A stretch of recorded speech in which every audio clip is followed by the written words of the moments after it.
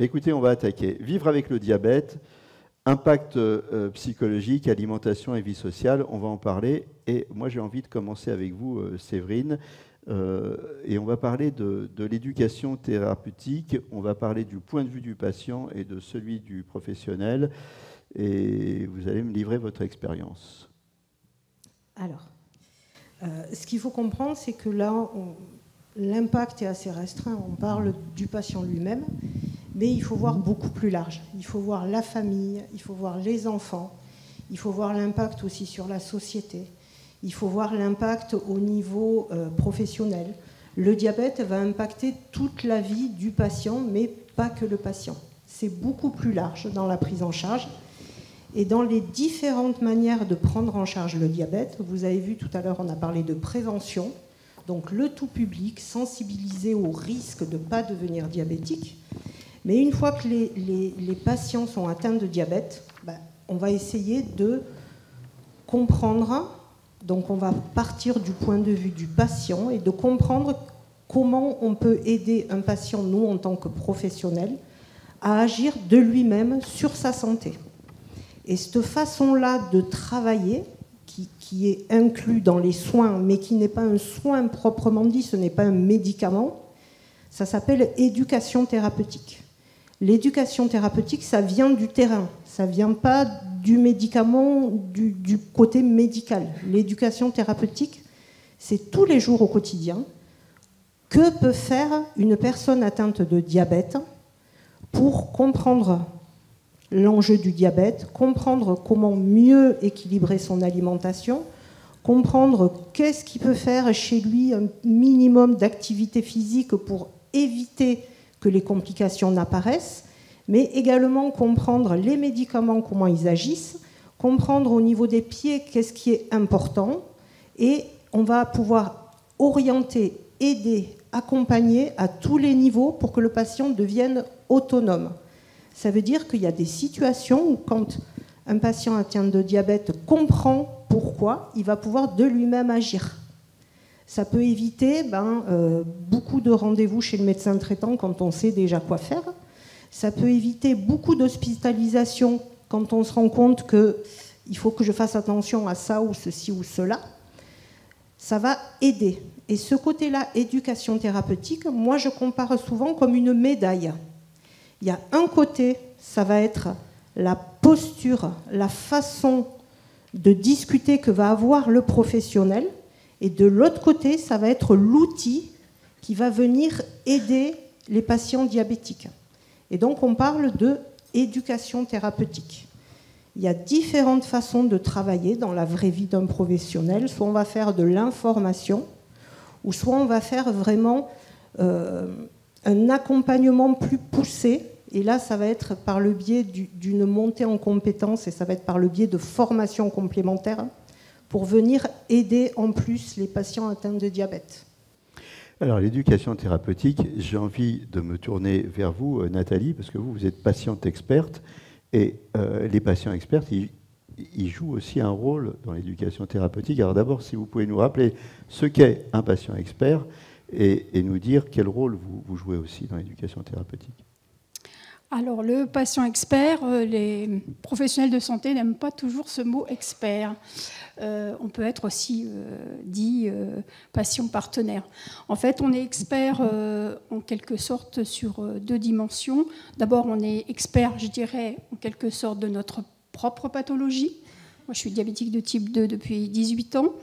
Donc, on a un œil positif sur son vécu, sur son projet de vie, et on peut ainsi être à l'écoute active des autres. Ça, c'est extrêmement important.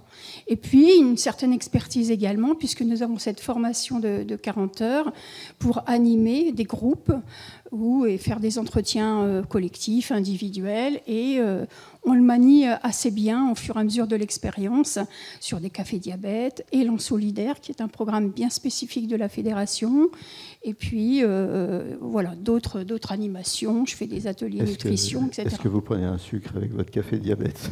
Jamais. Une goutte de lait. Alors... Donc nous, l'éducation thérapeutique, effectivement, un patient expert se doit être présent dans un programme ETP, effectivement. Et ces programmes, que ce soit les professionnels ou nous-mêmes, nous sommes donc conduits à mener la personne à être le plus autonome possible dans la gestion de sa maladie. Donc il y a des compétences d'auto-soin qu'il doit acquérir. Là, c'est souvent le travail, je dirais, des professionnels de santé, et également des compétences d'adaptation à sa vie quotidienne, comme ça a été évoqué tout de suite. Et ça, nous pouvons effectivement intervenir là-dessus, c'est-à-dire motiver les personnes, justement, par ces échanges que l'on fait lorsqu'on est en collectif. Et l'idée, c'est à la fois que la personne n'est pas seule, mais il entend effectivement que ce qui est possible pour l'un, dans l'expression, est possible pour l'autre. Et ça a une valeur extrême. Séverine, en préparant cet échange, vous avez dit à Sylvie, qui a échangé avec vous, ce qui est important, c'est de discuter. Et vous avez dit, le médecin n'a pas forcément le temps nécessaire de discuter avec son patient. Et nous, les infirmières, on a plus de temps, ou on essaie de prendre plus de temps pour discuter. Et je pense que c'est exactement la même chose avec le patient expert. On va revenir sur ce rôle de la discussion avec l'infirmière et après avec le patient expert. Alors, avec l'infirmière. Alors, ce qu'il faut comprendre, c'est que voilà, un médecin a le temps qu'il peut s'accorder. Voilà, on connaît les contraintes de la vraie vie. C'est pareil pour n'importe quel professionnel, que ce soit infirmière ou podologue ou médecin traitant, peu importe. On a un temps restreint et on ne peut pas prendre le temps de bien accompagner si on n'a pas ce temps-là. Si c'est juste pour donner un document sans explication, ça ne sert à rien, ça sera de l'information, ça ne sera pas de l'éducation thérapeutique. Et quand on accompagne quelqu'un, ça veut dire faire de l'éducation thérapeutique, il y a le professionnel, mais qui n'est que professionnel. Après, il y a les associations de patients qui, eux, sont patients. Le discours sera toujours complémentaire et, dans mon expérience, mieux perçu par quelqu'un qui vit la maladie. Donc, avoir ce temps-là, peu importe, je dirais que ce n'est que ma part, que mon opinion, pardon, des patients, des professionnels, peu importe. Mais il faut avoir ce temps-là d'éducation thérapeutique pour aider, accompagner, non pas sur 5 minutes tous les 3 mois, mais on continue pendant tout un parcours pour que le patient devienne autonome, acquérisse des compétences vraiment. Et puis des fois, après, pendant 1 an, 2 ans, tout va bien. Et puis, les maladies chroniques, surtout dans le diabète, il y a un moment, ça ne va pas. C'est des vagues, ça va pas, ça revient. Et puis, c'est être disponible, avoir cette disponibilité-là. Quand c'est une infirmière libérale, avec la vie des infirmières libérales qui ont 3 minutes pour faire 2 piqûres, un pansement, l'éducation thérapeutique, c'est vraiment quelque chose qui va se rajouter. C'est une plus-value qui, souvent, ce temps-là n'est pas possible dans l'exercice libéral, et plus, de manière, je dirais, plus proposée par des associations, que ce soit de professionnels, de patients, peu importe, l'essentiel c'est d'accompagner, de prendre ce temps-là et de partir du patient. Un médecin va dire, ou une infirmière, il faut faire une injection, il faut prendre tel médicament, je veux que vous maigrissiez. L'éducation thérapeutique va dire, alors expliquez-moi comment ça se passe avec vos traitements. D'où vient votre difficulté? Et on va prendre le temps de dire, alors voilà, je sais, vous êtes motivé, mais ça fait 2 ans, vous m'avez dit, vous allez faire ceci, cela, mais vous n'y arrivez pas. Pourquoi? Et l'éducation thérapeutique va réfléchir à 2, et c'est à 2.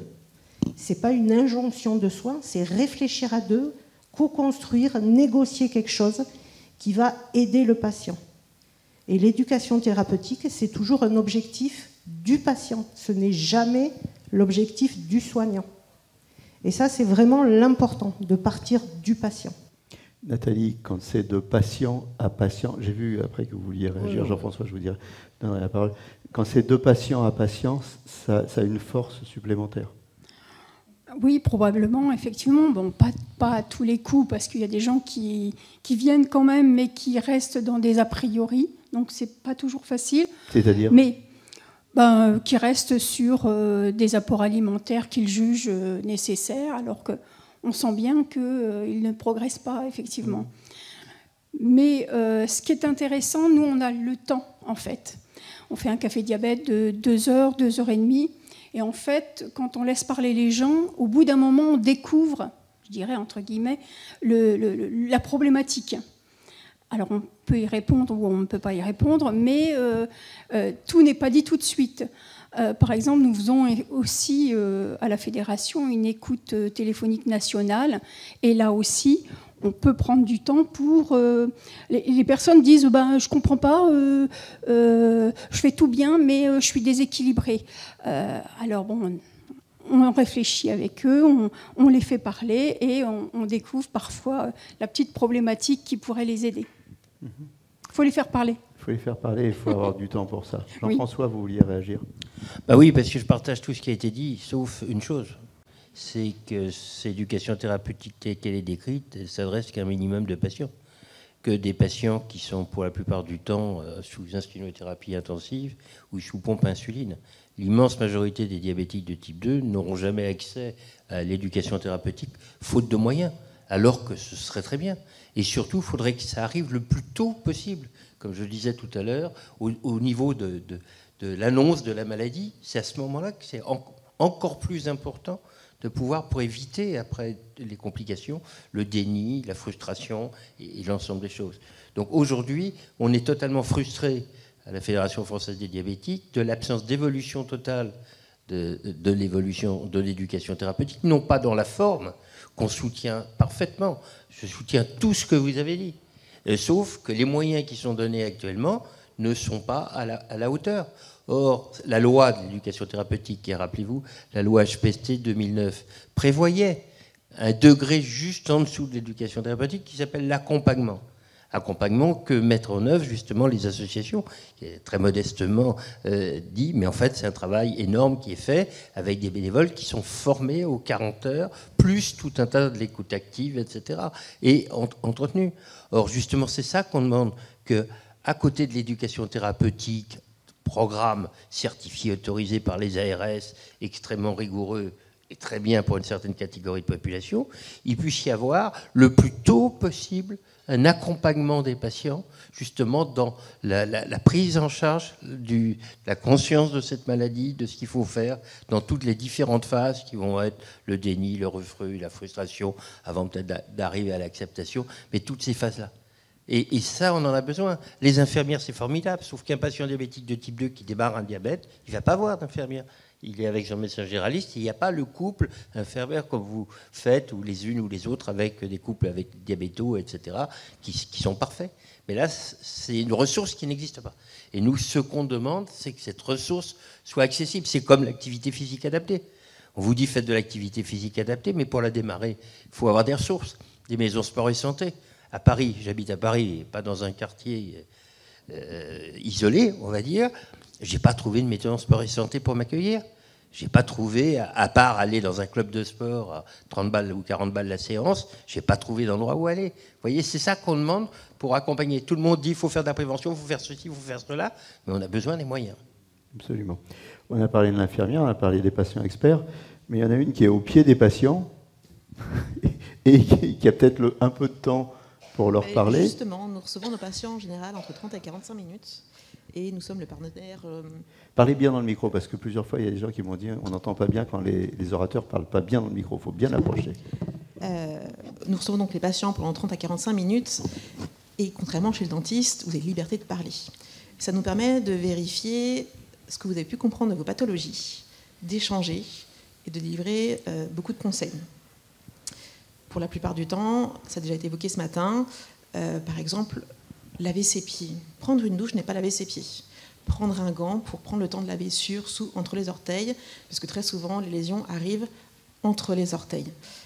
C'est tout bête. Pareil, le fait de se brûler avec le sèche-cheveux, un sèche-cheveux à touche froide, c'est très simple, mais ça permet dans ce cas de sécher ses pieds quand on ne peut pas les atteindre. Pareil, veiller à ses chaussures. Et du coup, nous faisons partie de cette boucle, et nous sommes un interlocuteur qui peut être plus facilement accessible que votre médecin quand il y a des questions à poser sur il m'est arrivé quelque chose, sur mes chaussettes je trouve du sang, qu'est-ce que je dois faire? À ce moment-là, on trouvera toujours du temps, soit nous en consultation, soit à trouver l'infirmière pour que vous puissiez être suivis et éviter d'avoir trop vite, trop tôt des plaies très dégradées, infectées, soit en suivi de ville, soit on a la chance d'avoir à Simone Veil les urgences pieds, à ce moment-là de pouvoir interagir avec eux pour que le plus tôt possible on puisse obtenir une prise en charge, une cicatrisation et éviter des situations vraiment dramatiques avec des infections qui ne sont pas maîtrisées et d'arriver malheureusement à une amputation.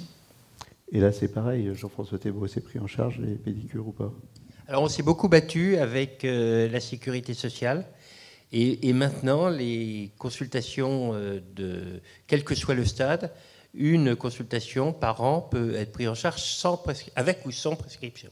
Donc vous pouvez aller voir quand vous êtes diabétique de type 2, enfin diabétique tout court d'ailleurs, pas de type 2, diabétique, vous pouvez aller voir le podologue directement pour la prise en charge. Alors après, s'il y a des soins plus complexes à prendre, il y a d'autres protocoles, mais quel que soit le stade, comme le dit madame, quel que soit le stade, si vous êtes inquiet en étant diabétique, vous pouvez aller directement consulter chez un podologue et ce sera pris en charge par l'assurance maladie, si le praticien respecte la cotation. Moi, j'ai utilisé le terme pédicure, vous podologue, pédicure, podologue, c'est pareil. C'est pareil, c'est de la sémantique. C'est pareil, c'est de la sémantique, donc c'est important de le dire, qu'on ne se dise pas, attention. Et les gens, ils pensent à aller chez vous, ou alors ils se disent, c'est de l'esthétique, c'est pas du médical. Ils pensent à aller chez vous. Il y a une grosse évolution. Il y a une meilleure... on a très longtemps été considérés plus comme des esthéticiennes un petit peu médicales. On a depuis 2006-2008 un conseil de l'ordre qui cadre énormément notre pratique et il y a vraiment une évolution des pratiques où nous sommes des auxiliaires médicaux depuis 1945, sauf que les choses sont extrêmement cadrées aujourd'hui pour vraiment obtenir nos galons de profession médicale à part entière. Je vais revenir juste sur la prise en charge. On a évoqué ce matin les grades. Les grades 0 et 1, donc ceux qui sont diabétiques sans complications, diabétiques avec neuropathie isolée, n'ont droit qu'à un bilan. Il n'y a pas de soins de pédicurie pris en charge, remboursés.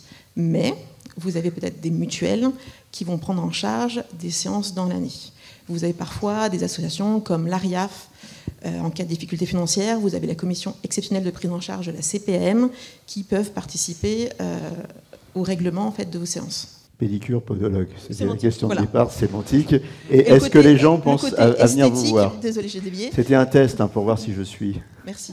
Voilà. Côté esthétique, non, de moins en moins. Ça peut arriver, mais c'est vraiment épisodique. Alors, on continue un tout petit peu, parce que vous êtes la podologue, la seule podologue de notre plateau.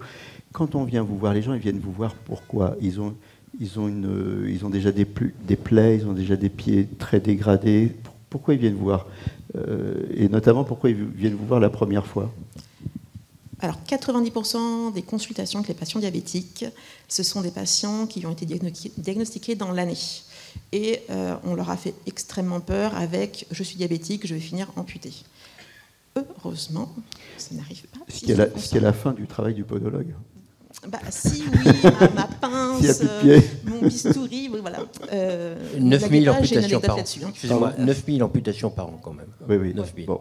Je fais un peu d'humour. Mais c'est surtout en fait en première intention l'éducation thérapeutique sur qu'est-ce que je peux mettre en place en prévention pour m'éviter des plaies et des complications.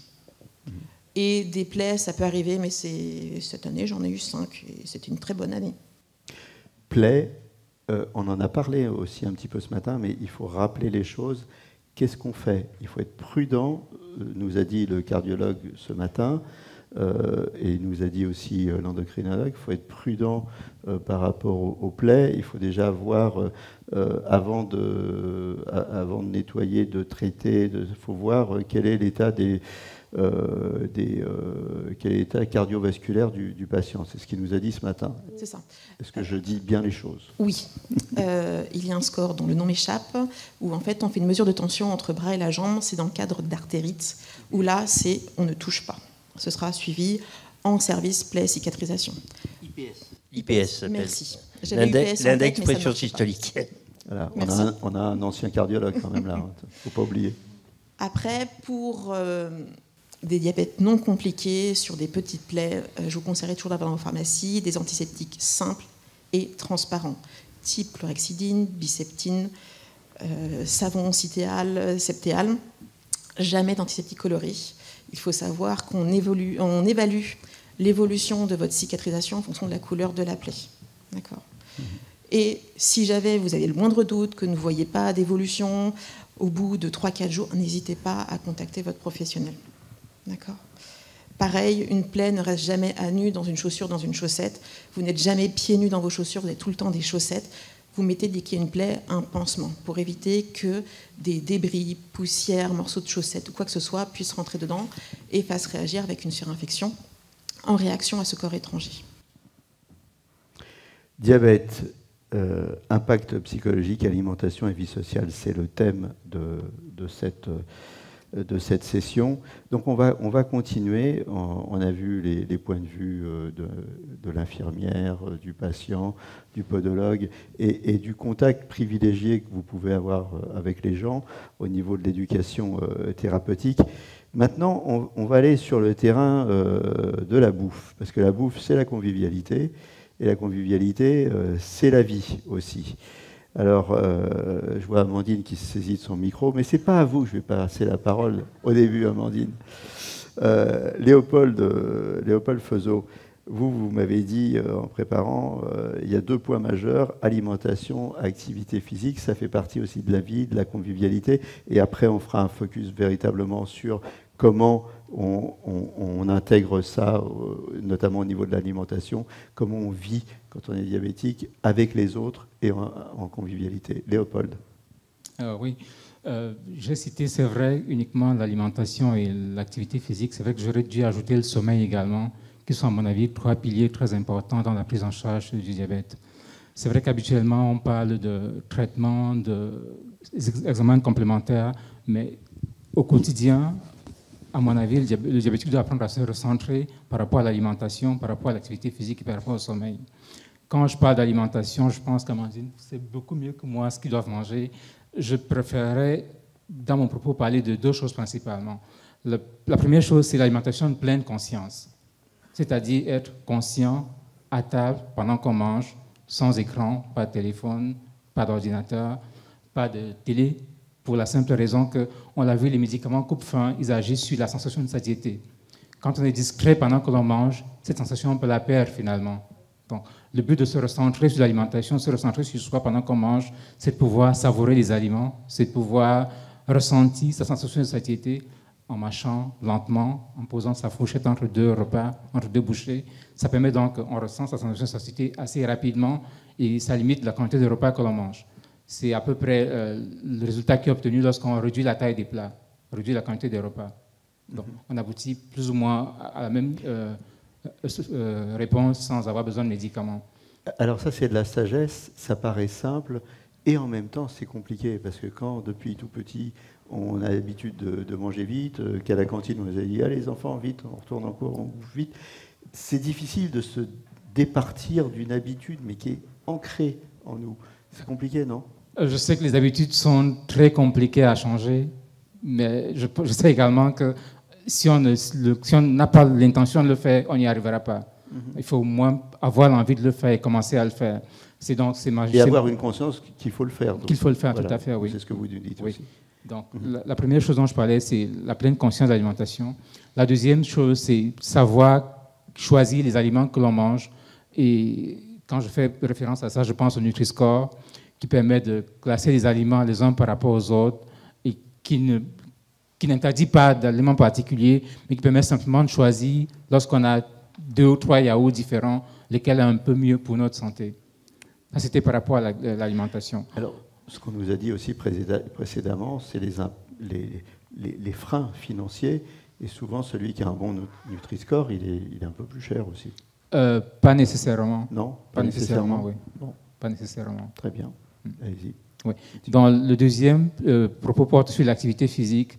Je commence par rappeler rapidement que l'activité physique, c'est tout mouvement des muscles qui entraîne une dépense énergétique au-delà de la dépense au repos. Donc, quand on parle d'activité physique, c'est vrai que le cardiologue a parlé de salle de sport, mais il s'agit en fait de profiter de toutes les activités, toutes les occasions qui nous sont offertes pour faire de l'activité physique. Cela peut être aller à la boulangerie à pied plutôt qu'en voiture. Cela peut être monter les escaliers plutôt que de prendre l'ascenseur. Cela peut être dans les transports en commun, prendre l'escalier plutôt que de prendre l'escalator. Parce qu'il faut comprendre que même si les recommandations sont de faire à peu près 150 à 300 minutes d'activité physique par semaine modérée, ou 75 à 150 minutes d'activité physique intense par semaine, on sait que la moindre activité physique compte. Il vaut mieux un peu que pas du tout. Il vaut mieux la repartir sur la semaine.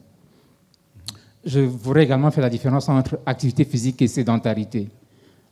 On peut être physiquement actif et sédentaire.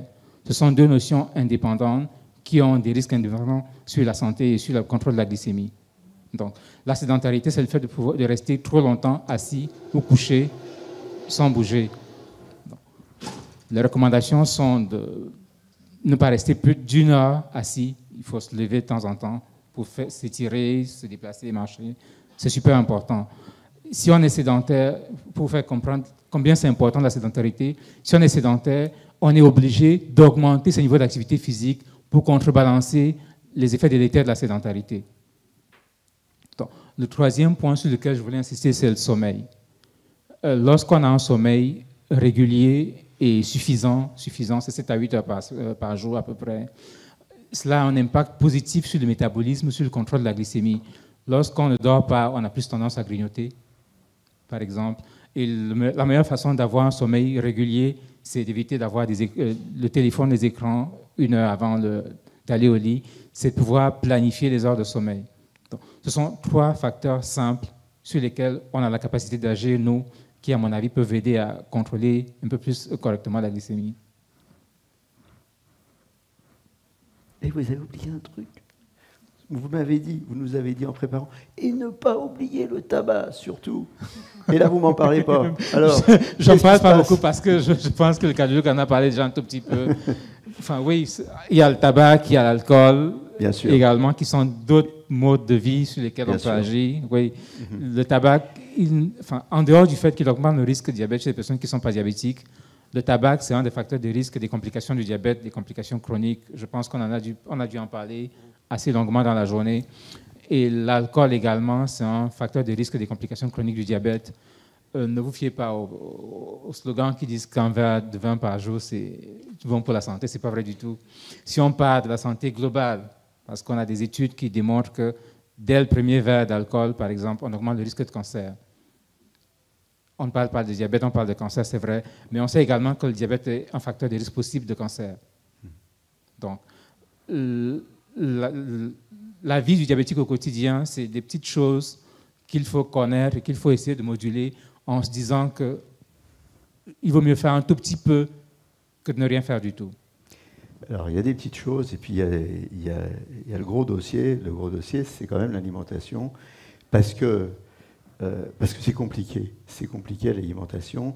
On est dans un pays déjà de bouffe, on est dans un pays d'alcool aussi, et puis on est dans un pays de convivialité, et en plus on rajoute à ça toutes les injonctions qu'on a tous les jours. C'est la pub à la télé, si on compte le nombre de pubs de bouffe par rapport aux autres, je pense qu'on est à un bon tiers, je pense, comme ça c'est intuitif, je ne sais pas si vous avez fait des études là-dessus. Et puis, il y a des tentations un petit peu partout, tout au long de la journée. Ce matin, pour ceux qui étaient là, on a passé la petite vidéo où on montrait ma journée, où au final, je prenais, je ne sais plus combien, une trentaine de morceaux de sucre entre ma petite collation, mon petit café, mon machin, mon truc, enfin équivalent sucre. Donc comment on fait, Amandine, dans une société comme la nôtre, où il y a pléthore de tentations, où il y a pléthore de stimuli à travers la pub, pléthore aussi de stimuli à travers les injonctions sociales des uns et des autres, allez viens prendre un pot, allez viens machin. Comment on fait pour s'en sortir ?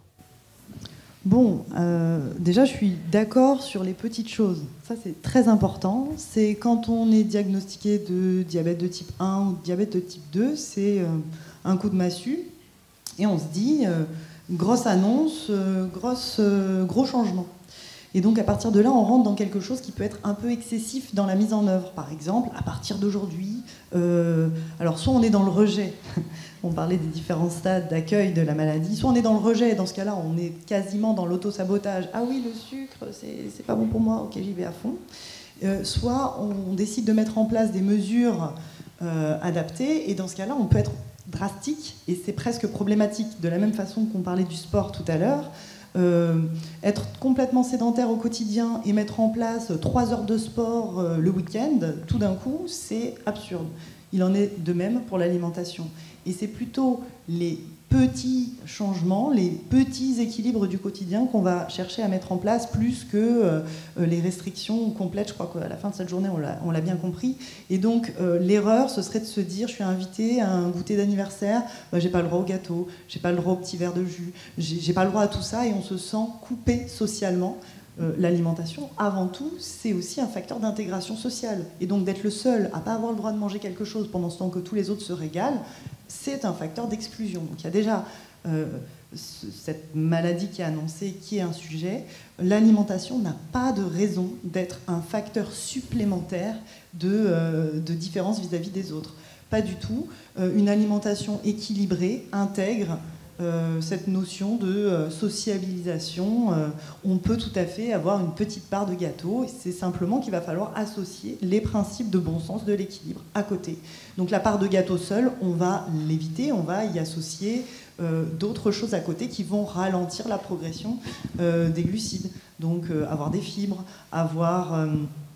éviter le combo des sucres, hein, c'est-à-dire le verre d'alcool plus la part de gâteau plus le petit verre de jus après. Évidemment, on est dans ce que votre vidéo présentait ce matin, quelque chose qui se cumule assez rapidement. Non, on va essayer d'avoir une approche un peu complète. On n'est privé de rien, que ce soit dans le diabète de type 1 ou le diabète de type 2. On peut tout à fait rester socialement intégré avec tout ce qui va avec. Mais garder des principes de l'équilibre. Donc je pense que j'en ai pas mal parlé ce matin, j'en ai pas mal parlé cet après-midi. Est-ce qu'il faut revenir sur les grands principes ? Premier principe, c'est les fibres. Fruits et légumes, à chaque fois qu'on a un repas, intégrer des fibres, c'est un premier élément. Ensuite, il y a des moments dans la journée qui sont à privilégier sur l'intégration des sucres. La fin du repas du midi qui est riche en plein de choses, protéines, lipides, et donc du coup d'avoir une petite touche de sucre, ça passera bien. Il y a un moment dans la journée où on a un pic d'insuline, c'est plutôt vers 16h, au moment du goûter. Et là aussi, on peut se permettre des petites touches sucrées à ce moment-là, même avec un diabète de type 2 par exemple, ou un diabète de type 1, on peut se permettre ça. Il faut simplement s'assurer que ce n'est pas la seule consommation de ce moment-là de la journée. Donc voilà, c'est quelques principes. Il y avait des dictates qui est il faut faire un petit déjeuner, une collation, un repas, une collation, un repas du soir léger. Est-ce que tout ça, c'est vrai? Est-ce que tout ça, ça doit être adapté en fonction de chacun? Est-ce que ça peut être adapté en fonction de chacun et en fonction de son mode de vie? Il y a aussi des gens qui ont des modes de vie déstructurés par rapport à leur boulot, avec des horaires de dingue, bizarres. Comment on fait, Amandine, et j'ai vu Jean-François, vous aviez levé la main, je vous donne la parole après. Le problème du diktat, c'est quand ça s'impose à nous, indépendamment de notre volonté et de la notion de plaisir. Je rappelle, équilibre, c'est plaisir et santé. S'il en manque un, ça ne fonctionne pas.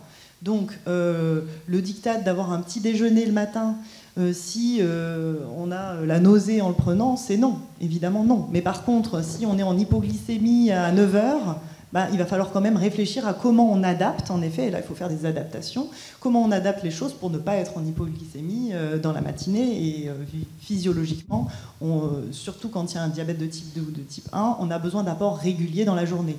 Dans le cadre du diabète de type 2, il est recommandé d'intégrer des collations pour éviter d'avoir plus de 3-4 heures de pause digestive et pour éviter l'hypoglycémie qui est aussi grave que, si ce n'est plus, que l'hyperglycémie. Donc en effet, il faut s'adapter, il faut rester toujours connecté à la notion de plaisir parce que sinon, ça ne peut pas fonctionner sur le long terme. Jean-François Thébault. Oui, et je voulais compléter, si vous me permettez, par le fait qu'il faut personnaliser le traitement en fonction du type de diabète. Diabète de type 1, diabète de type 2, ce n'est pas du tout la même problématique alimentaire. Le diabétique de type 1, il n'a pas besoin de se restreindre sur les sucres. Il a besoin d'adapter son traitement à son apport. Il va adapter l'insuline qui va se faire en fonction. Donc il peut avoir à la limite un régime, une alimentation normale. Quand on déjeune, ou quand on déjeune avec mes collègues, nous, diabétiques de type 2, puisqu'on est, ils se désespèrent de voir notre assiette. Des copains diabétiques de type 1 en disant mais tu prends pas de nouilles, tu prends pas de dessert. Eux, ils les prennent et hop, ils se refont une petite piqûre. C'est pas du tout la même gestion du diabète. Hein. Non, mais à l'inverse, pour le diabète de type 2, comme ça a été dit tout à l'heure, tous les diabétiques de type 2 ont un pic de glycémie le matin, tous, autour de entre 1,50 g et 2 grammes, pratiquement, à un certain stade, parce que quand on se réveille, on a un pic de cortisol pour être en forme, etc. Et que ces hormones, ça booste un petit peu. Et donc, à ce moment-là, effectivement, l'impact va être plus fort. C'est-à-dire, si au matin, au petit-déj, je mange quelque chose de sucré, là, je vais me retrouver à des taux extrêmement importants. Et puis, l'hypoglycémie, elle n'est risquée que chez les gens qui ont des médicaments hypoglycémiants. C'est-à-dire insuline, glynique et sulfamide. Les autres, ils ne risquent pas de faire, ou très peu, ou pas d'hypoglycémie grave. Donc c'est pour ça qu'il faut vraiment personnaliser les conseils d'alimentation en fonction. Et puis la dernière chose que j'ai dit tout à l'heure, c'est que quand on a la chance, comme moi, de porter un capteur, on voit exactement ce qui vous réussit et ce qui ne réussit pas. Par exemple, si je mange des coquillettes, c'est l'horreur. Si on mange des spaghettis, c'est moins grave, parce que la texture des spaghettis, les sucres ne sont pas les mêmes dans l'amidon de spaghetti pour qu'elle tienne droite. Il faut que ce soit solide, sinon ça se casse. Donc la composition n'est pas la même. Et si je mange des spaghettis semi-complètes, raisonnablement, ma glycémie, elle ne bouge pas. Donc on peut apprendre, mais pour moi, pas pour tout le monde, hein, je dis encore une fois. Les sushis, c'est une horreur. Est-ce que vous avez essayé les raviolis? Ah non, c'est une horreur. Les raviolis, c'est une horreur. C'est une horreur parce que c'est une pâte qui est... Plus c'est cuit, plus c'est mou, plus c'est adapté. Hein. La purée, c'est pire que les pommes de terre sautées. Ouais. Alors, j'allais revenir à vous, Amandine. Allez-y, vous voulez compléter, allez-y. Je voulais en effet revenir sur le diabète de type 1. Oui, en effet, ils peuvent adapter l'injection d'insuline à leur comportement et en cela, ils ont une souplesse. En tout cas, le risque est moins visible que pour un diabète de type 2. Il n'empêche que le diabète de type 1 est une maladie auto-immune, comme on l'a dit, et qui crée une inflammation. La CRP, l'indice d'inflammation dans le corps humain, est assez élevé en cas de diabète de type 1. Et comme pour toute personne, il n'est pas recommandé d'avoir des pics de glycémie et de jongler avec l'insuline de toute façon. Donc, pour ne pas se sentir vraiment mis au banc de la société, que ce soit diabète de type 1, diabète de type 2 ou personne qui n'est pas atteinte de diabète, il n'est pas recommandé d'avoir des apports démesurés en sucre très régulièrement. De façon ponctuelle, oui, mais... Allez-y, je vous écoute. Et je voudrais compléter. On est en train de dire, jusqu'à présent, la partie qu'on traite, c'est comprendre et vivre avec son diabète. Donc là, on vous a présenté la partie, les professionnels vous expliquent le diabète. Mais en tant que patient diabétique, ce qu'il faut aussi, c'est vous aller chercher les informations, mais les bonnes informations. Si vous voulez des conseils en diététique, il faut aller voir une diététicienne. Il ne faut pas aller voir les réseaux sociaux. Je me permets juste de vous couper parce que ça recoupe une question que j'allais vous poser à Amandine et peut-être à vous aussi.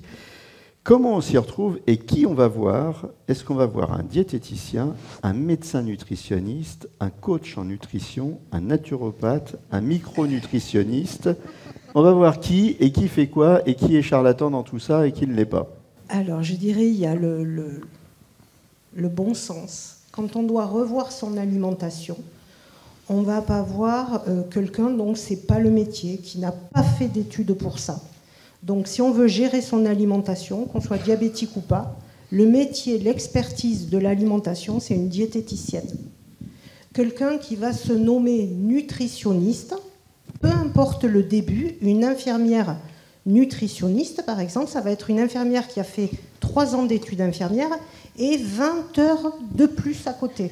Est-ce qu'en 20 heures, par exemple, on a la même expertise qu'une diététicienne qui a fait 3 ans d'études? Je pense que le bon sens dira non. Pareil pour un médecin. Un médecin aura fait beaucoup d'années de médecine et en plus, il sera nutritionniste. Ça veut dire qu'il va avoir fait, s'il a fait ce complément de 20-80 heures, une nutritionniste. Formation spéciale transversale. C'est comme ADU maintenant, c'est sur 2 ans. Ça s'appelle les FST. Alors, on va discuter, parce que j'en ai vu qui n'ont pas ça. Ah bah non, donc, mais voilà. c'est la règle. C'est la règle.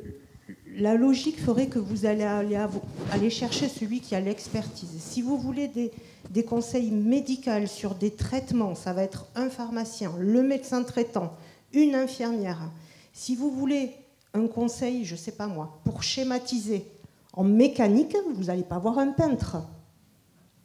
Donc, il va falloir aller chercher le bon professionnel qui va vous aider à chercher cette expertise-là. Et surtout pas mon ami Google. Si mon ami Google avait fait 18 ans de médecine, on le saurait. Ou ChatGPT. ChatGPT. Et Amandine, alors qu'est-ce qu'elle est Alors moi, je suis Est-ce qu'on peut aller voir Amandine? Je suis parfaitement d'accord avec ce Qu'est-ce que vous êtes, dit. vous, Amandine? Rappelez-nous. Moi, je suis diététicienne nutritionniste, donc en effet, j'ai une spécialité en nutrition. Par contre, je n'ai pas de capacité à poser de diagnostic, premier point. Donc ça veut dire que quand je vois un bilan sanguin, je peux l'analyser, je peux alerter, je peux dire attention, il faut voir votre médecin là-dessus, etc. Ça me semble élevé. Il faudrait peut-être faire des examens complémentaires. Je fais un courrier au médecin qui, lui, sera prescripteur d'une analyse et qui va pouvoir poser le diagnostic. Donc ça, c'est une vraie différence entre quelqu'un qui a eu un parcours médical, médecin, endocrinologue, médecin nutritionniste, diabétologue. Voilà, tous ces gens-là ont un parcours qui leur permet de faire des prescriptions et des diagnostics. Ce n'est pas mon cas. Inversement, moi, les patients, je les vois 45 minutes, 1 heure, et j'ai beaucoup de temps pour adapter la prescription médicale au principe de réalité de vie des gens. Et donc, les gens qui ont vu leur médecin, diabétologue, endocrinologue, on leur a dit c'est simple, vous mangez moins de sucre, vous mangez plus de fibres, allez, c'est parti. Moi, je suis après, c'est-à-dire, allez, c'est parti. Donc, comment on fait tout ça alors qu'on a des petits-enfants, qu'on a beaucoup d'événements, qu'on est souvent en déplacement, tout ça. Voilà, ça. Et je suis aussi avant, c'est-à-dire qu'il y a des gens qui s'inquiètent ou qui s'interrogent sur un fonctionnement en lien avec l'alimentation. Ils ne savent pas trop par quel bout le prendre. Ils viennent voir une diététicienne et moi, je les mets en garde sur certaines choses, les oriente vers d'autres praticiens, etc. Donc, en tout cas, le diététicien nutritionniste, il intervient en amont, en aval. Il travaille avec d'autres professionnels de santé, il ne peut pas agir seul, évidemment, même avec les psychologues. Quelqu'un qui a un trouble du comportement alimentaire, il doit voir un psychologue. Si vous allez voir un diététicien nutritionniste qui vous prend en charge seul, quand bien même il a une spécialisation, ça ne va pas. Et là, j'ai envie de dire quand même quelque chose, c'est que la formation ne fait pas le praticien. Vous pouvez avoir un médecin très capé qui a tous ses diplômes et qui, pour autant, ne prend pas en charge qui vous êtes, pour X ou Y raison. Également pour un diététicien nutritionniste. Il faut que vous trouviez quelqu'un qui vous correspond. Et le diplôme ne fait pas la capacité de la personne à vous accompagner spécifiquement. Il faut toujours avoir un regard critique sur la personne qui vous accompagne. Et en effet, il y a des coachs en nutrition qui n'ont pas... on va prendre les naturopathes. C'est intéressant, les naturopathes, parce que naturopathes, ceux qui ont fait une formation de 4 ans en naturopathie, ont quand même des connaissances qu'il faut reconnaître. Or, le titre de naturopathe, il peut être décerné à tout le monde. Moi, je peux m'improviser naturopathe sans aucune heure de formation, et c'est le cas de tout le monde ici.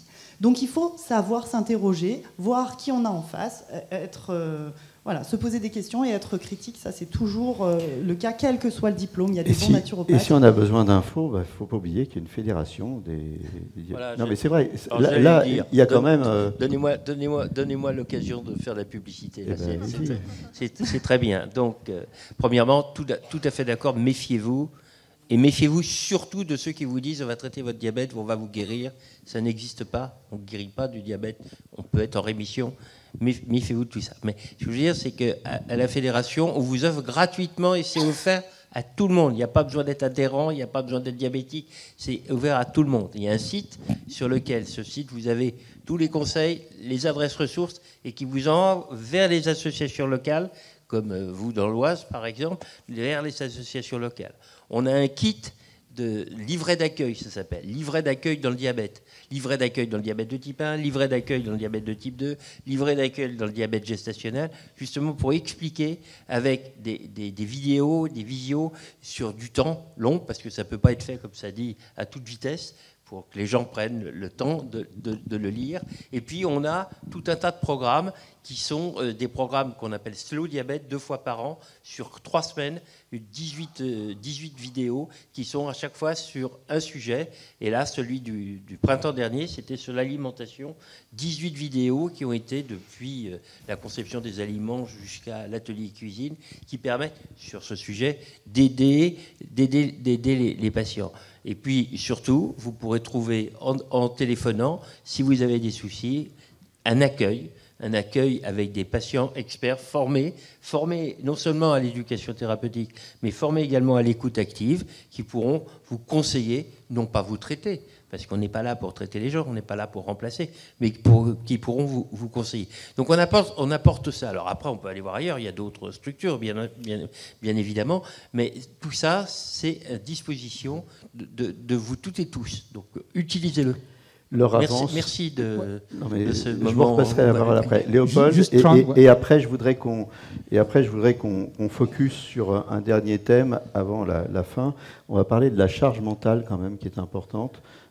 Léopold. Oui, juste pour compléter ce qui a été dit ici, après avoir vu le diététicien nutritionniste, la Société française du diabète, vous avez encore besoin d'informations. Je rappelle qu'il y a un site tout simple, mangerbouger.fr, qui a été développé par Santé publique France, qui contient des informations que je trouve claires, simples, pour accompagner des personnes diabétiques ou non en termes d'alimentation et d'activité physique. On y trouve des astuces simples, pratiques, une liste d'activités physiques que l'on peut faire, des conseils pour se mettre, des conseils pour être encouragé, etc. Dans mon avis, c'est un site vraiment important, vraiment simple à comprendre. Mais je vous recommande. Vous avez raison. Il y a des sites où il y a de l'information fiable. Allez sur les sites où il y a de l'information fiable. Oubliez les autres, oubliez TikTok, mais allez là où il y a de l'information fiable. Et ils font même des menus sur mesure. Il y a une fabrique Amandine. Fabrique à menus. Amandine. Il ne nous reste plus de temps. Amandine. Voilà. Maintenant, on va se concentrer sur 2 personnes très importantes. On va se concentrer sur Jean-François et on va se concentrer sur Nathalie. Et c'est Nathalie qui terminera. Mais moi, je voudrais, avec vous qu'on aborde ce problème de la charge mentale d'une maladie chronique. Vous avez dit à l'instant, Jean-François, on ne guérit pas du diabète, on le stabilise. Ça veut dire que notre diabète, à partir du moment où on vous a diagnostiqué, vous le portez et vous le portez à vie. C'est une charge mentale. Tout à fait, mais c'est comme toutes les maladies chroniques. Que ce soit de l'hypertension artérielle, que ce soit certaines formes d'obésité, que ce soit des maladies cardiaques, l'insuffisance cardiaque, l'insuffisance rénale, c'est des maladies dont on ne guérit pas, dont on peut simplement espérer au mieux une rémission, dans certains cas, ou une stabilisation. L'idéal, c'est d'avoir une stabilisation pour éviter les complications.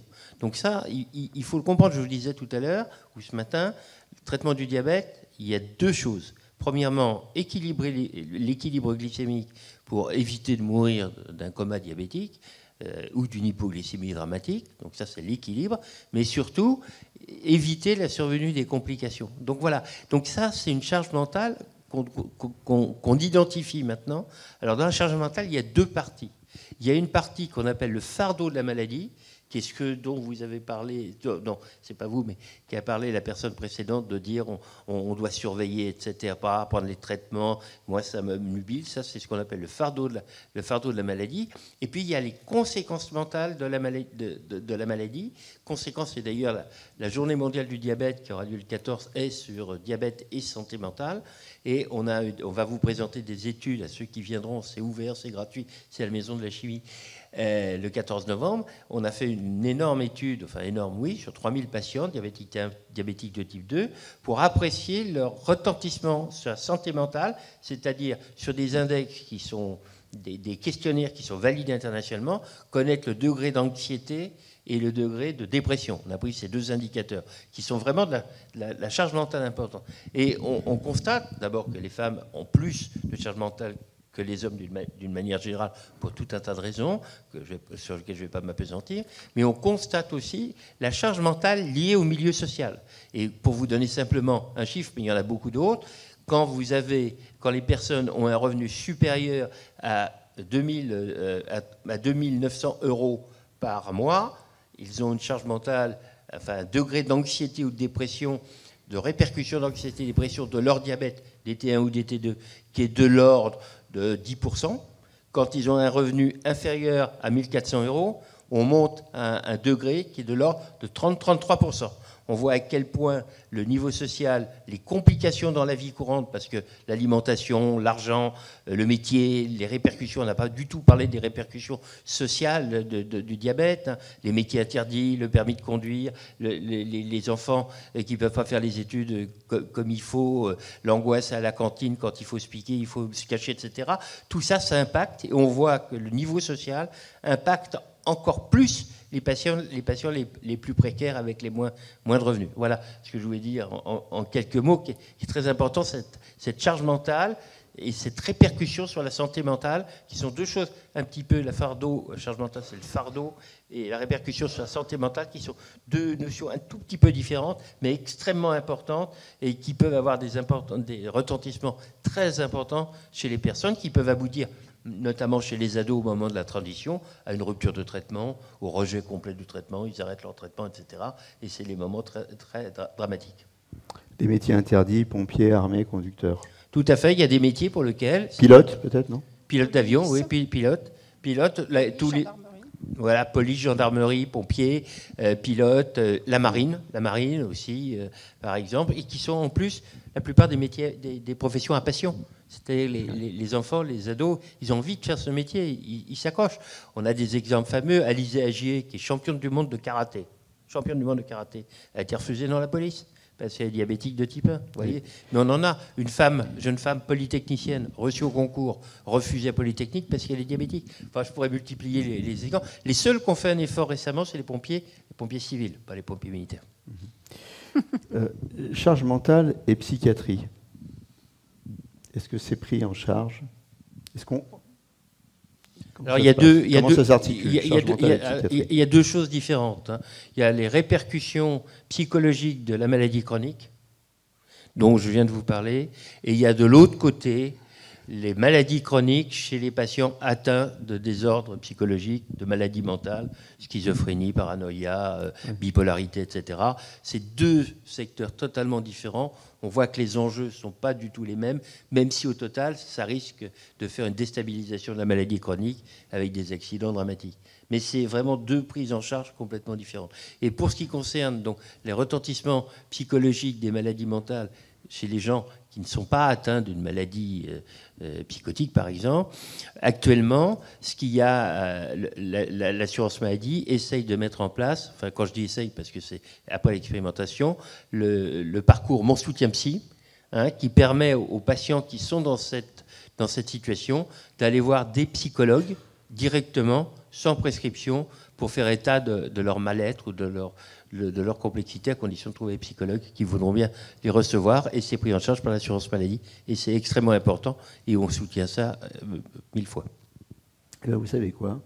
Je vais vous demander un petit mot de conclusion à chacun, et après, pour finir cette journée, on laissera la parole à Nathalie, parce que j'avais envie de finir avec quelqu'un, et je trouvais qu'une patiente experte, c'était très bien pour finir cette journée. J'avais envie que vous nous fassiez un petit témoignage. Voilà. C'est gentil de l'avoir préparé. Vous l'avez préparé au moins? Oui? Bon, ça va. Que je ne dise pas de bêtises. Bon, un petit mot de conclusion rapide à chacun. Ensuite, on entendra Nathalie et on finira avec Sylvie Novakovic qui clôturera cette journée.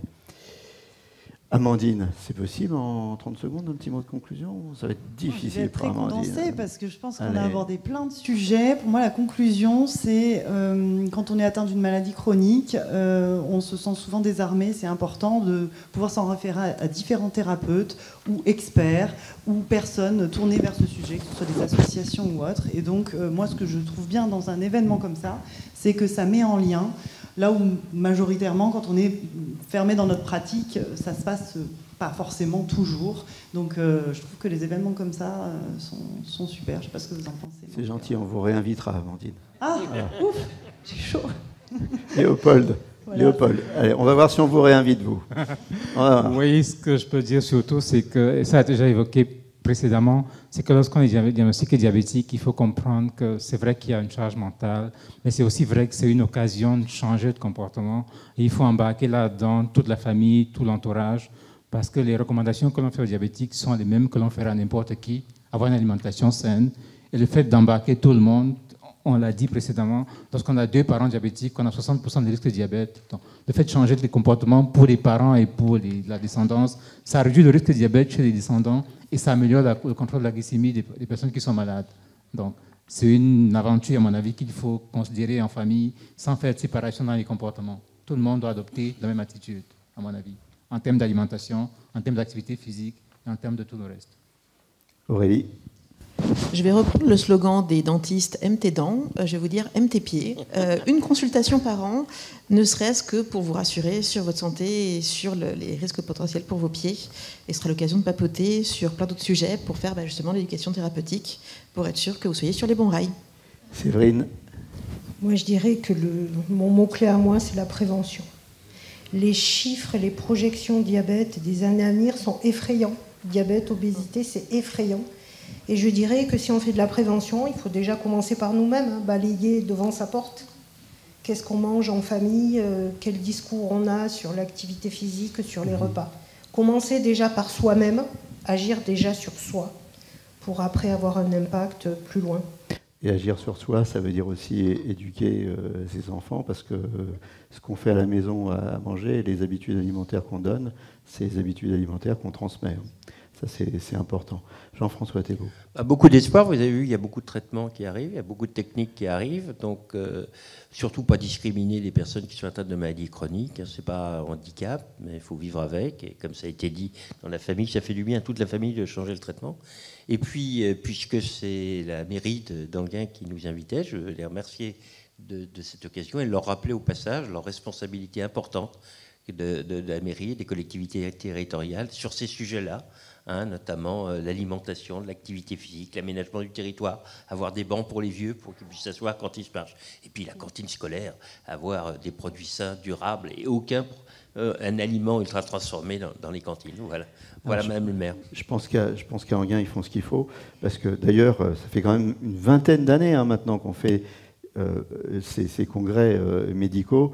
Donc vraiment, s'il y a quelque chose qu'on ne peut pas reprocher à Enghien, c'est de ne pas s'intéresser à la santé. C'est un message général. Mais il s'y intéresse vraiment.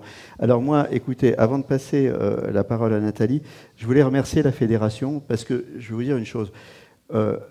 Nous, avec les entretiens médicaux d'Enghien, chaque année, on change de thème. Donc chaque année, on se plonge dans... Alors, on a fait des tas de choses, on a fait le cerveau, on a fait le cancer de foie, on a fait les maladies cardiovasculaires. Enfin bon, chaque année, on se plonge dans un nouveau thème. Et quand on se plonge dans un nouveau thème, on se rapproche des associations de patients, on se rapproche des fédérations.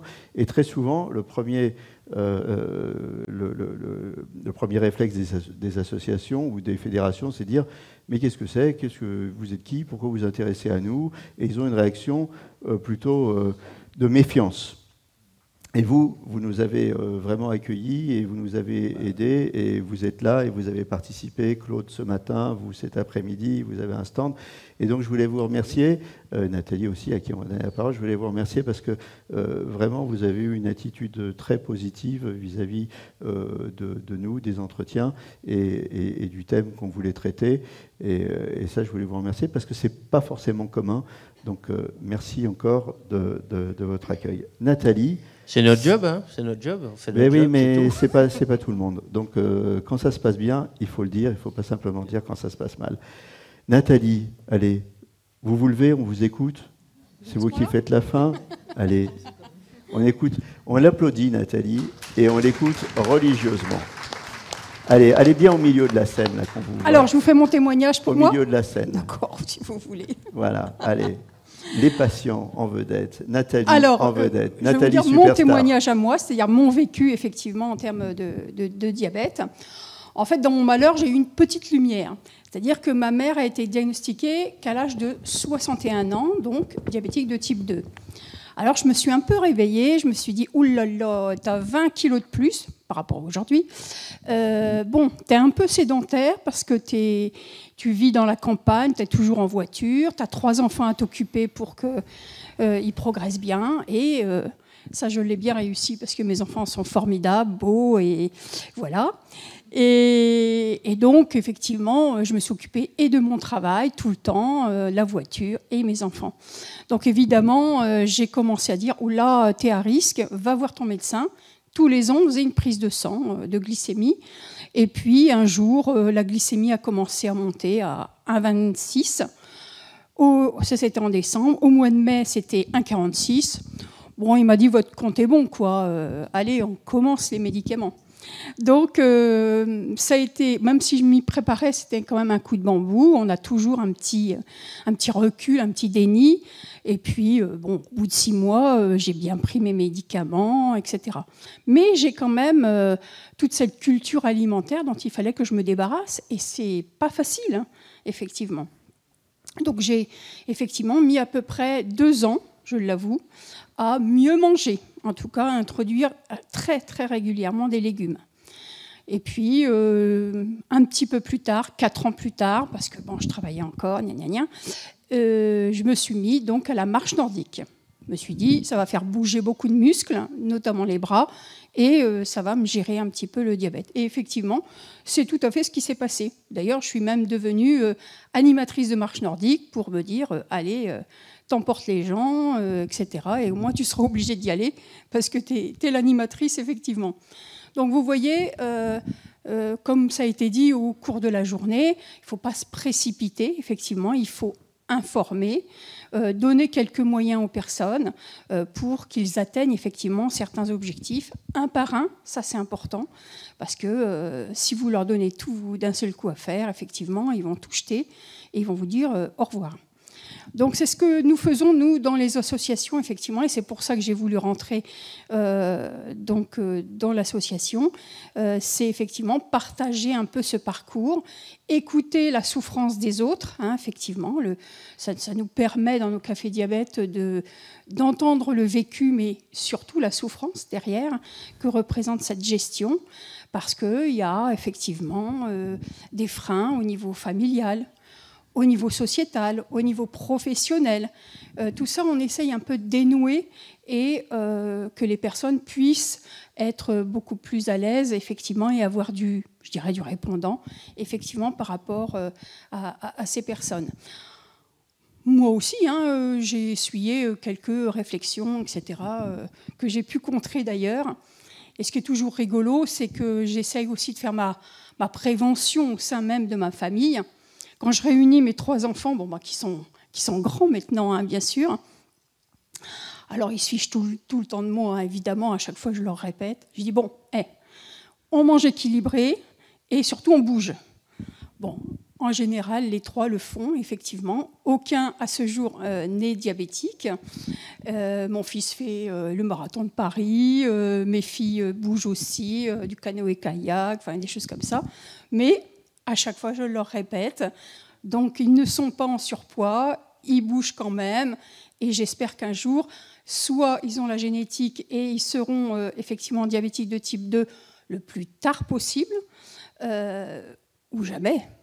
C'est ce qui serait intéressant, effectivement, et gagnant pour nous tous. Voilà, donc ça, c'est important. Donc, n'oubliez pas cette Fédération française des diabétiques. Le site, c'est une mine d'or. Vous allez apprendre une tonne de choses, notamment aussi des recettes, d'ailleurs. Et je vous engage, effectivement, si vous connaissez des personnes diabétiques, qu'ils adhèrent ou qu'ils viennent voir dans un café diabète leur association locale. Il y en a une dans chaque département, des fois il y en a même 2. Et on est une centaine en France, métropole, hors métropole, effectivement, à votre service. Eh bien, écoutez, je vous remercie, je vous applaudis. Je vous demande 3 minutes encore, restez avec nous 3 minutes. Sylvie Novakovic va nous rejoindre pour conclure cette journée. Une nouvelle fois, moi je remercie la ville qui nous donne la possibilité de faire ces entretiens plusieurs fois par an, la grande journée une fois par an et les petites journées plusieurs fois dans l'année. Je remercie les équipes de l'OT aussi, parce que c'est la ville et c'est l'OT, l'Office du tourisme, qui nous permet de faire ces manifestations. Et justement, petite page de pub avant qu'on se quitte. Je vous en ai parlé ce matin, je vous en reparle parce que c'est un truc qui me tient véritablement à cœur. Le 31 janvier, vous notez bien le 31 janvier. Je sais que vous l'avez noté par exemple, le 31 janvier. 31 janvier, nouveau concept. On va vous parler de radiologie interventionnelle. Pourquoi nouveau concept? Parce qu'on va faire un double programme. On va faire un programme scientifique réservé aux médecins. Ce n'est pas parce qu'on ne veut pas que vous y assistiez, mais ça va être un programme très technique avec la crème de la radiologie interventionnelle qui va venir pour ce programme. Programme très technique. Dans le même temps, on ne vous oublie pas, on demande à nos profs qui vont venir pour parler à leurs collègues de venir vous parler et de vous dire tout ce que la radiologie interventionnelle peut faire pour vous. Dans radiologie interventionnelle, on entend deux mots. On entend radiologie et interventionnelle. C'est des interventions qui sont guidées par l'image. Donc, c'est précis. Et on ne vous ouvre pas. Souvent, c'est une alternative à la chirurgie. Dans quel cas? Eh ben, on va vous parler de prostate, par exemple. Hein, vous faites du golf, vous êtes au 9e trou, il faut que vous trouviez un arbre parce que vous avez vraiment envie de pisser. Embolisation de prostate, ça c'est en radiologie interventionnelle et c'est en ambulatoire. On rentre le matin, on sort dans l'après-midi. On va vous parler de douleurs pelviennes, d'endométriose. On va vous parler de pose de stent, de biopsie. On est en octobre, c'est octobre rose. Les biopsies mammaires, c'est de la radiologie interventionnelle. Mal au dos, ostéoporose, on va vous parler de cimentoplastie, on va vous parler de vertébroplastie. C'est des choses qu'on peut faire en radiologie interventionnelle. Donc on va vous parler aussi de chimio-embolisation, d'ablation de tumeurs. Qu'est-ce que c'est? C'est en chimio-embolisation, amener la chimio au plus près de la tumeur. Ablation de tumeur, c'est aller au plus près avec une aiguille, au plus près de la tumeur, sans vous ouvrir. Moi, quand j'ai découvert la radiologie interventionnelle, c'était à Necker. J'ai vu une dame, on est arrivé avec Martin, qui doit être par là.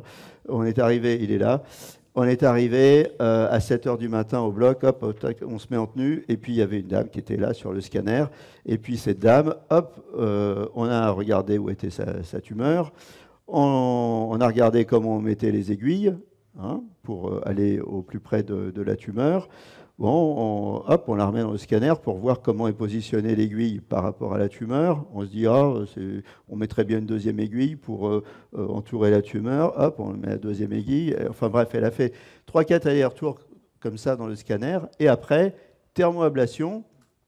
Et cette dame, à 14h, elle sortait de l'hôpital et elle prenait le goûter avec ses petits-enfants. Voilà ce que c'est aussi la radiologie interventionnelle. Donc vous comprenez que c'est quelque chose qui me tient à cœur de vous faire connaître et de faire connaître aux professionnels. Donc on aura ces deux programmes avec un plateau haut de gamme. Je compte sur vous, parlez-en autour de vous. Ça fait plein de choses déjà et ça en fera de plus en plus dans l'avenir. Voilà, j'ai fait ma petite page de pub. Sylvie, c'est à toi de conclure. Sylvie Novakovic. Merci. Je ne sais plus ce que c'est exactement. Je sais que tu es première adjointe, mais tu es en charge du thermalisme. En charge du thermalisme. Voilà, je te présente mal à chaque fois, je suis désolé. Mais Sylvie, elle est extraordinaire et c'est elle qui conclut cette journée. Merci beaucoup. Et d'ailleurs, je rebondis, cher Jean-Claude, sur la journée du 31 janvier, mais notez-la vraiment. C'est une journée extraordinaire. Vous allez beaucoup apprendre et éviter justement, en cas de problème, une éventuelle erreur de parcours. Et c'est vrai que cette radiologie interventionnelle permettra vraiment une énorme progression et évitera des hospitalisations qui durent des semaines. C'est extraordinaire. Et d'ailleurs, moi, ce jour-là, j'apporterai ma vision juridique également des choses, parce qu'évidemment, pour les médecins, il y a une responsabilité importante qui devient différente. Chers amis, mesdames, messieurs, chers professionnels de santé, merci d'avoir été présents aujourd'hui, de nous avoir éclairés. Moi-même, j'ai beaucoup appris aujourd'hui. Et je suis vraiment heureuse et très heureuse de clôturer les entretiens médicaux d'Anguin, sachant qu'ils ont été magnifiquement, comme d'habitude, organisés par Jean-Claude Durussot, qui s'y donne beaucoup de mal. Il se donne beaucoup de mal et nous, la ville, on le remercie vraiment très sincèrement pour son investissement pour la ville. Ça fait des années qu'il le fait de façon fidèle et efficace et on le remercie infiniment. Le diabète, c'est une épidémie silencieuse, nous l'ont rappelé nos professionnels de santé. Et la santé, finalement, ça nous rappelle que la santé n'est jamais acquise. ne faut pas se dire, voilà, j'aurai jamais le diabète. Ça peut arriver à tout le monde. Et il faut vraiment, véritablement, avoir une discipline et bien écouter tous les merveilleux conseils qu'on a pu avoir aujourd'hui. Nous savons aussi que la prévention, l'éducation, l'accompagnement peuvent changer le destin de milliers de vies. Vous aussi, vous pouvez être communiqué à l'extérieur de tout ce que vous avez appris parce que, malheureusement, je pense qu'on a besoin de relais et aujourd'hui, vous pouvez aussi vous-même, particulier, devenir des relais. À Enghien-les-Bains, nous voulons être une ville exemplaire. Nous voulons être une ville exemplaire parce que c'est une ville qui prévient, informe, soutient, parce que la santé, c'est la première des libertés. La première des libertés, c'est pour ça qu'un véritable centre médical a été créé à Enghien-les-Bains et que je vous invite vraiment à vous attacher, à vous informer de tout ce qu'on fait aujourd'hui au sein de cette ville médicale qui est devenue médicale. Et c'est important parce qu'on manque beaucoup de médecins en France. Mais vraiment, à Enghien-les-Bains, on fait véritablement cet effort pour vous servir et servir aux Anghénois. Merci à tous les intervenants du fond du cœur. Merci à ceux qui soignent, informent et accompagnent chaque jour. Et merci à vous tous pour votre engagement. Continuons ensemble à faire d'Enghien une ville de santé, de solidarité et d'espoir. Merci beaucoup.